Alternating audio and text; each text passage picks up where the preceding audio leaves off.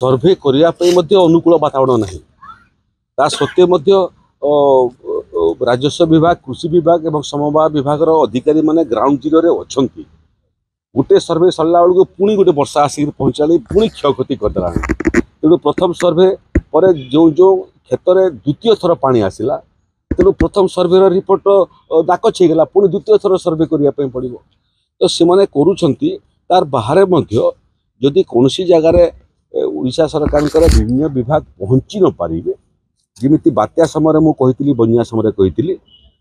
से क्षतिग्रस्त चाषी कृषि विभाग को ए बाबद अवगत कर अवगत कलापर जदि क्यों जगह छाड़ी पुणी थे कृषि विभाग से पहुँचापी निर्देश दिखाई तेणु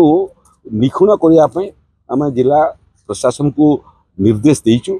एवं से ग्राउंड जीरो काम अच्छा आम आशा करूँ जे क्षयक्षतिर आकलन